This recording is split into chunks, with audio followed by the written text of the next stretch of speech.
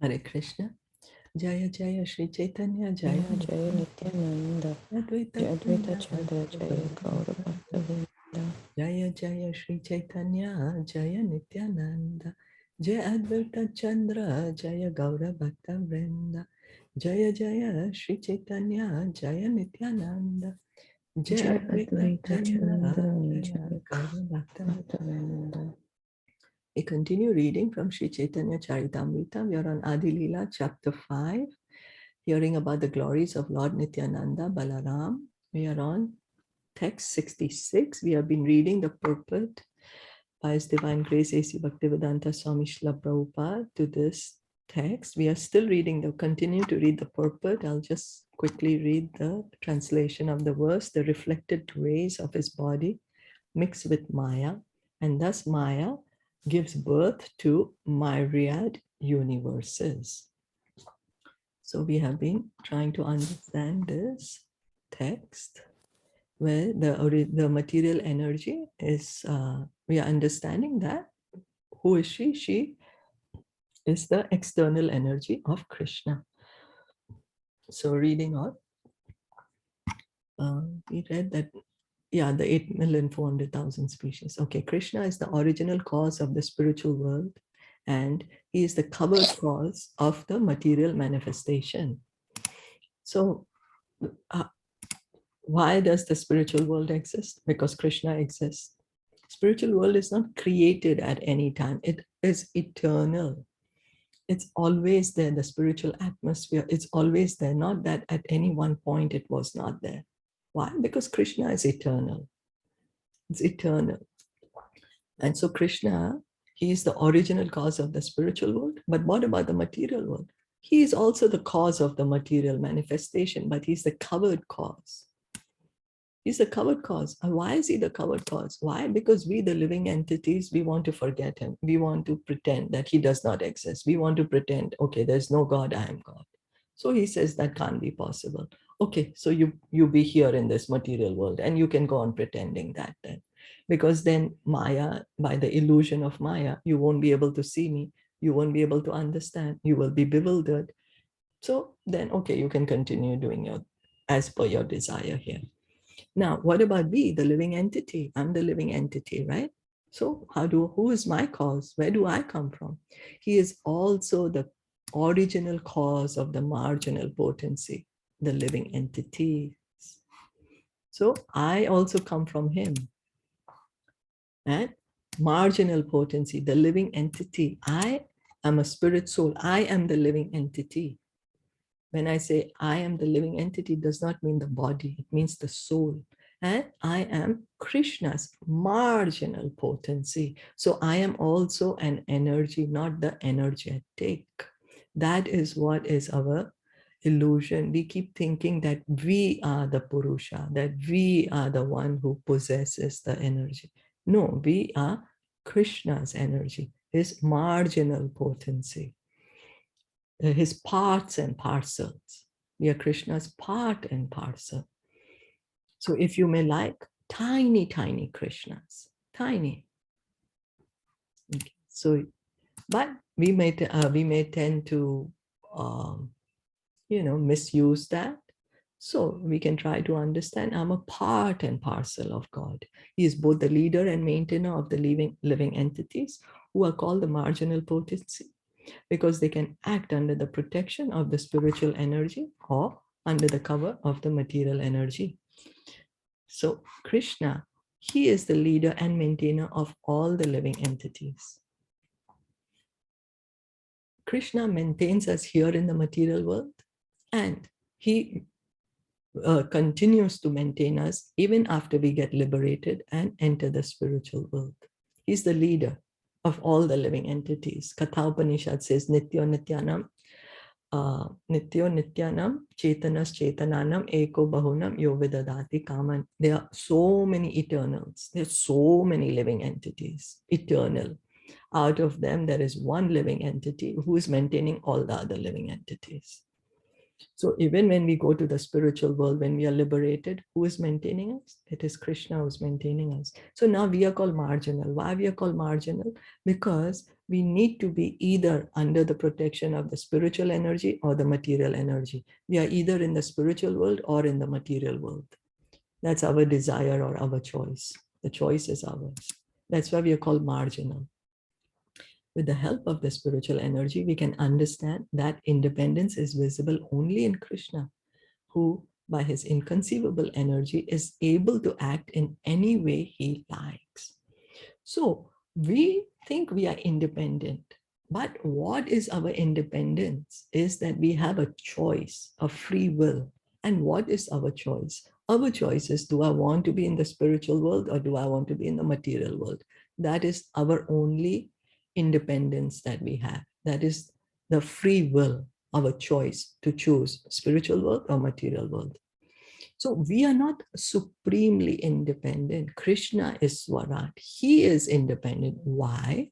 Why? Because he can do any way he likes. The spiritual energy and material energy both belong to him. Nobody's going to stop him to do anything. And that's why he is the only independent. Everyone else is dependent on him. He can come and go as he pleases. He can do anything he likes. His inconceivable energy. He has these inconceivable energies. God has inconceivable energies. He's not that he doesn't have any energy. That is the meaning of God. When we are saying God, means God who is supremely powerful, omnipresent, omniscient. He has all these inconceivable energies with which he can do anything he likes. The Supreme Personality of Godhead is the absolute whole, and the living entities are parts of the absolute whole. He's the absolute whole, complete. Everything is in Krishna. Everything belongs to Krishna. There is nothing, no one, material world, spiritual world, any living entity, no, nothing that is separate from him. This relationship of the Supreme Personality of Godhead and the living entities is eternal. And we will always continue to be his parts and parcels. It's not that any one point of time we can change this relationship. No, it is an eternal relationship. Whether we accept it, don't accept it, we believe it, don't believe in it, it's the fact. One should never mistakenly think that the spiritual whole can be divided into small parts by the small material energy. So we should not think that the absolute whole, the spirit whole, has been broken into pieces and become tiny, tiny pieces, and that the spiritual whole does not remain. No, that's our mistake if we think that. Why he can't be into tiny parts and parcels and yet a complete whole? Why not? He's on the absolute platform. That's the meaning of absolute. The Bhagavad Gita does not support this Mayavad theory. Rather, it clearly states that the living entities are eternally small fragments of the supreme spiritual whole. Krishna says in the Bhagavad Gita, chapter 15, Mamai Vamso Jiva Loke Jiva Bhuta Sanatana, that the living entities are my parts and parcels. He's saying, he's giving us the knowledge, where we are the living entity, right? The soul. So he's saying, why do I exist? It's a question to ask. Why do I exist? Why? So then, why do I exist? Because Krishna exists. I'm an eternal part and parcel of Krishna. Eternally. Jiva Bhuta Sanatanaha, eternal. Small fragments of the supreme spiritual whole. As a part can never be equal with the whole, so a living entity as a minute fragment of the spiritual whole cannot be equal at any time to the spiritual whole, the absolute personality of Godhead. So we are spiritual, right? We are spiritual.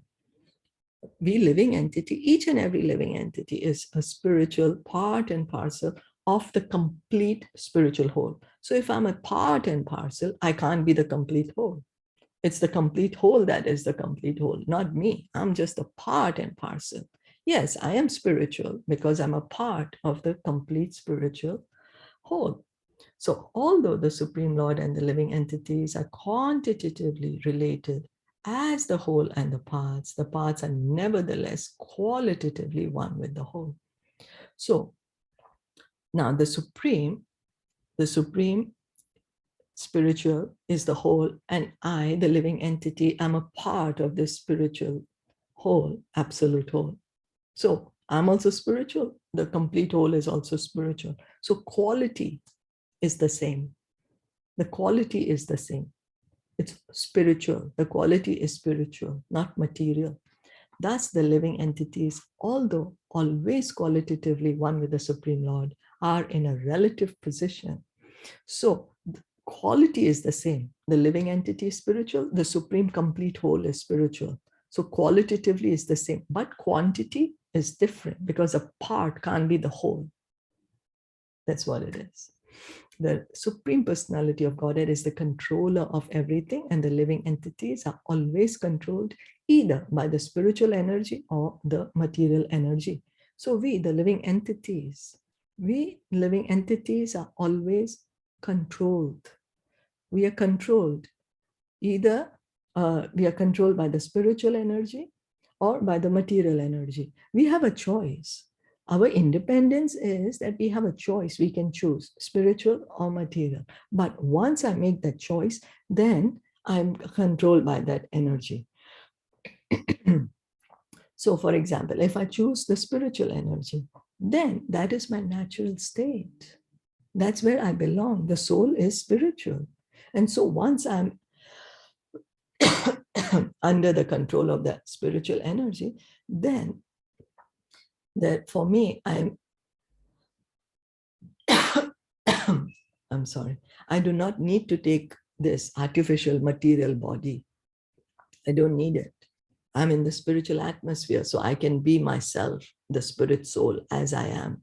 It's like right now, I'm a human being, so then I live on the land. But if I want to go into the water, I have to go deep diving. Then I have to wear my scuba suits and everything. I have to put on something so that I can be in the water for a long time. So I have to put on a scuba gear and the oxygen and all that so that I can be in the water. But why? Because it's not my natural environment. But to be in that natural environment, I have to put on something. Similarly, I am the living entity, I'm the spirit soul. But because I chose to live in this material atmosphere, I need this material body to be here in this material atmosphere. But when I make a choice to go to the spiritual world, then I don't need this material body anymore. I can be myself. Similarly, as I come out of the water, I don't need the scuba gear anymore. I take out all my scuba gear and I go around doing my business comfortably. That's the way it is. The natural position of the living being is always as subordinate of the Supreme Personality, as a subordinate of the Supreme Personality of Godhead. That's our natural position. So we are spirit souls, right? Living being means soul. We are soul. But what is our position? We are subordinate to the Supreme Lord. When one agrees to act in such a position, he attains perfection in life. But if one rebels against this principle, he is in the conditioned state. So perfection in life means coming to our original position. What is our original position? Our natural position is that I am subordinate to the Supreme Lord. But if I say, no, why should I be subordinate to the Supreme Lord? Why? I am myself, I am independent. I can do whatever I like. Why should I have subordination to the Supreme Lord? Well, then that's the reason we are here in the material world. That's the reason we are called conditioned souls. That's why we are called we are in the conditioned state, not in our natural position. So then how do we go back to our natural position? How? Natural position is subordinate to the Supreme Lord. How do we come back to that natural position? Hearing and chanting. That's what we have been given the process in this age of Kali. Hear from Bhagavatam, Bhagavad Gita. Chant the Hare Krishna mantra. And we will attain the perfection of life to be situated in our natural position. Is that okay?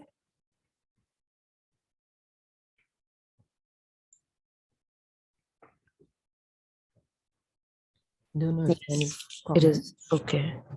any questions or comments. No, this one is It's all right. clear. Yeah. Thank you so much. Thank you for listening in and joining in. Shri Chaitanya Charitamrita ki jai, Shilpa Prabhupada ki jai, Gaur Bhakta Vrinda ki jai. Hare Krishna.